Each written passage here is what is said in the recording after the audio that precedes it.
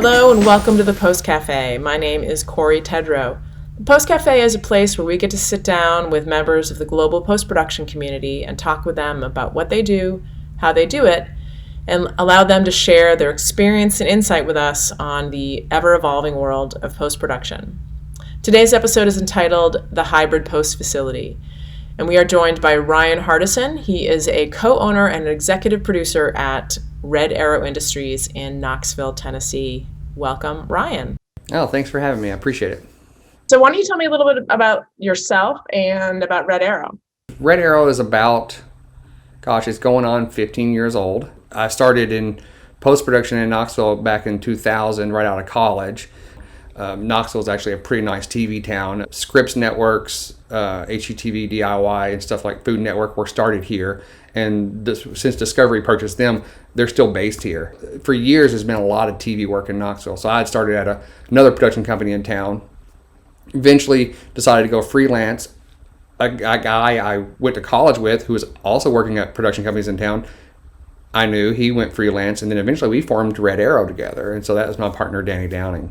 We were really just doing post at the time. He was an editor and I was an editor, but over the years we've expanded our workload to where we're doing full-blown production and post work, and we do everything from short forms, 20, 30 seconds, 3-minute pieces for web or for on-air use. We also do long-form programming, original productions and other programming for networks as well. So we do all kinds of stuff. We produce it, and some stuff we just edit, sometimes just post. We're all over the map. Red Arrow's been doing a hybrid model since March? Yeah, right at the end of March last year, Knoxville went into sort of a stay-at-home order. It wasn't you had to stay at home, but they really encourage all the businesses to close stuff. And we took that very seriously. We have the utmost respect for our employees, and we want them to be safe, and we didn't want to put them in a dangerous situation.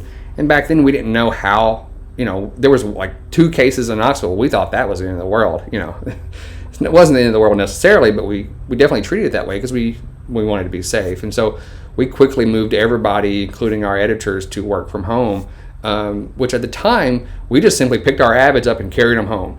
And we suddenly went from working on shared storage, which is what we were used to working how we had been working 15 years earlier, which was on individual drives, sort of sneaker net kind of style. And we worked up a really complicated system of like an assistant editor that could remote into the office and ingest stuff, then transcode it to low res, then post on a Dropbox, and the people at home would download it and add it to their drive. And at the end of the day, you had to take all the media you created that day and upload it to Dropbox, and everybody else would sync their stuff up. And we were like, we got to do something better than this. Come on. I mean, seriously, we did that for a little bit, and we did it well. But that's a lot of hard work, it really is. And, our employees did a great job with it, but we knew we had to find a different solution. We were talking with Nick from Marshall Graphics, who's our reseller in Nashville. And he was like, yeah, you guys got to get you a VPN, get you, set up with the RGS software on our PCs that we have. He got us set up with that, and then we ended up purchasing, new computers for everybody to take home. We took all the Avids back in the office, and then everybody started remoting in. And boy, that was just great to be able to remote in, control an Avid that was in our walls, on our shared storage. It really, took the weight off our editors' shoulders in terms of like project management and media management. And we were able to get back to being creative, which was great. Now, is it a perfect system? No, but it is amazingly fantastic in that it actually works. Throughout the year, we got more work, and we had to add more editors to the point now that we have 23 Avids at the office hooked up, and we had started the year with probably 7. I was going to ask you, what's been the biggest surprise to you since moving to this hybrid model? The fact that we grew during the pandemic is surprising. In and of itself is just surprising. But, apparently people wanted to watch TV while they were at home, so that drove the TV industry to purchase more programming, which worked out well for us. But probably the most surprising thing is how well we were able to work as a group separately. I mean, it takes a lot of motivation from everybody to communicate. But that's also where we see that's the biggest hurdle probably working home, is that you don't get that face-to-face talk with someone. You don't get to collaborate in the room with them. It was only maybe in the last couple of weeks that we've started going back into the office to work with an editor or two on a specific rough cut of a show right before it goes to the network, and we watch it together in the room. And boy, I miss that so much, being able to sit in the room, watch a cut down, talk about what's working, what's not working, and collaborate together and talk about how do we solve these problems, what's creative solutions. We've done it over the year, but it's a lot more work to do it via email and via phone call. Our clients could definitely tell, early on that we had not missed a beat. When we went work from home at the end of March, we were actually contracted by one of the Scripps networks to produce an hour-long special that they wanted to air in early May. And we did that entire special from start to stop without shared storage, without the remote system set up. And wow. It was a real headache, but we got it done, and they really appreciated that. And that really allowed us to get more work from them because we were able to perform for them when everybody else was shut down. So it sounds like the collaboration side of it is it's been the biggest challenge, missing that in-person. Yeah. I mean, the software we're using to remote in, it's really nice. It is, in that I can remote into, like, one of my editors is working on a machine at our office. I can remote in as a guest that machine, and we can actually see the same screen at the same time. We'll hop on a conference call, and he'll play the show back, and we'll watch it together, and we'll talk. It's almost like being in the room, but it's not. Right. It's not as good.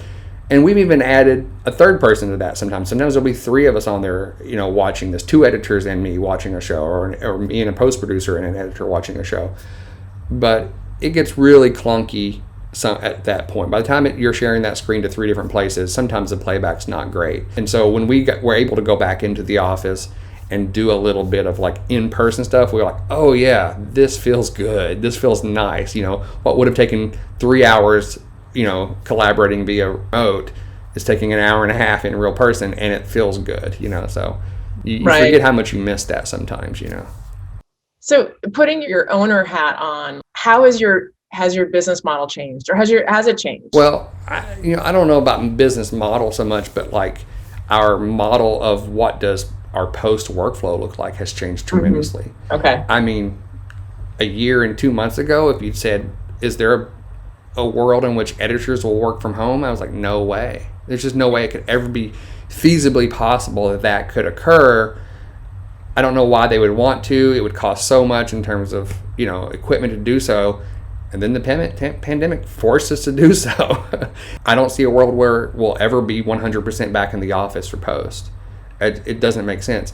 One reason why is our building only has 8 edit suites, like physical edit bays that you could be in.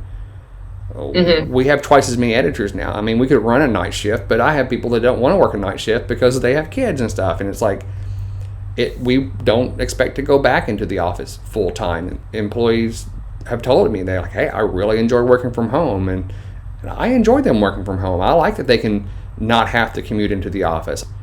I think we're going to be trying to find ways that we can all meet at the office at certain times to watch these rough cuts, to watch an early rough of a show and talk about where do we want it to go, have that collaborative feel, but then go away for a week.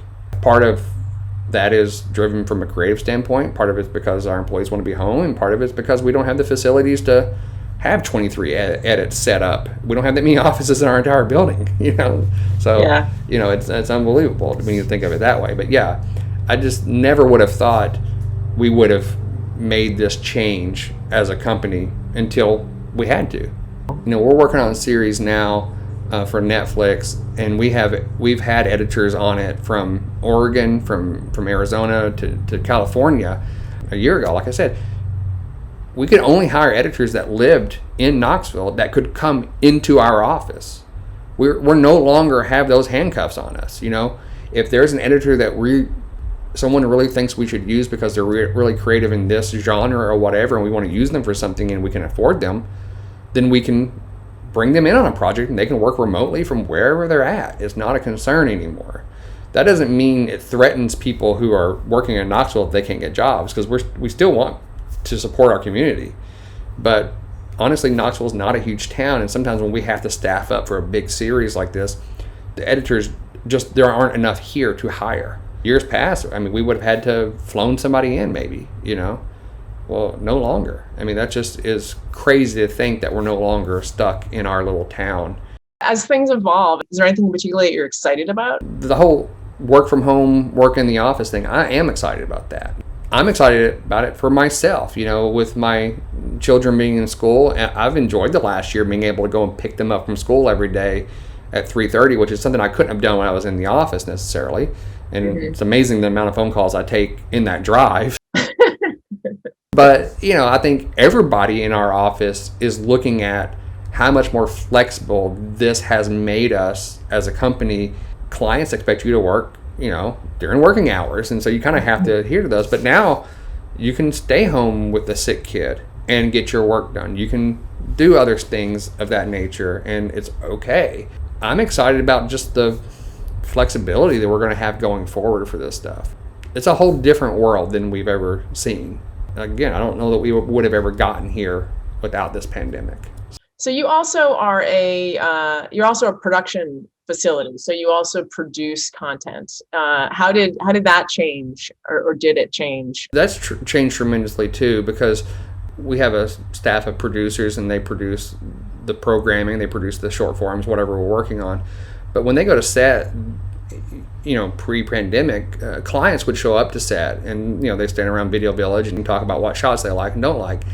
That is no longer the case. Now we have to do remote monitoring, and that's been a bit of a headache. That's been trickier, honestly, than remote editing. Is remote monitoring from set has been very tricky. That's been really tricky to figuring out how to get gear to and from the field, and how to get the footage back from the field in a timely manner. That's always been a challenge in post. But when a drive comes back, we have to have some. Where do we have it shipped to?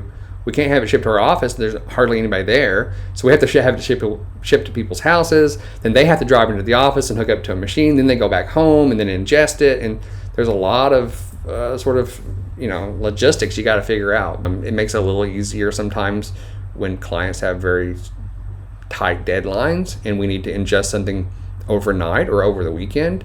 We don't ask our employees to work 24 hours there and like that, but you don't mind to walk in the other room and hit transcode on a bin, then walk back in the other room and watch TV for 2 hours while transcode happens. That's much better than sitting at the office watching a transcode happen, right? Sure. It's nice that they have the flexibility to do that. All of our employees have been so great in this, and I think that's one of the things that's made us so successful during this, is that our employees have been so motivated to get the job done. Our editors are creatives, and they bring a lot to it, and they've really stepped up during this pandemic and taken great ownership in the projects they're working on, when they would have had support at the office of me or producer walking by and watching cuts more early and often. They don't have that luxury necessarily, and they've stepped up and really brought their A game, which has been fantastic for the art projects, for them, and for us. It would have been trickier with lesser quality employees, I think. So I'm so grateful that we have such good people on our staff, and we've been able to hire. I think we've hired 2 full-time editors and an assistant editor since the pandemic started. So I have a couple people on my staff I haven't even met, but we talk via phone, or we talk whatever, and it's really great to have hired these people via Zoom and then work with them via the phone, and they still just do great work. That's awesome. I mean, certainly no one wished the pandemic upon us, but some good things have come out of it, I think, in a lot of ways. Yeah, early on when we were hiring people, it was very much like, hey, have you ever worked remotely? And they were like, a little bit. We took some drives home. And then I'm hiring freelance editors for this Netflix show in like November and December. And it's like, hey, have you worked remotely? Yep, we've had experience doing that. I just came off a show where we did that. Oh, great, cool. And then you can start comparing their workflows with our workflows. The more we get into it, the more as a industry we're going to find more success in it. Everybody was just figuring it out last May, right? So we're a year into it, and we've learned so much. I don't think we just want to throw all that away and go back to what we were doing. No, definitely not. Ryan, thank you so much for joining us. It's been a pleasure speaking with you. Yeah, no problem. Appreciate it. And that is it for this episode of the Post Café. Thank you so much for joining us. If you like what you see, please hit subscribe. Be safe out there. Bye-bye.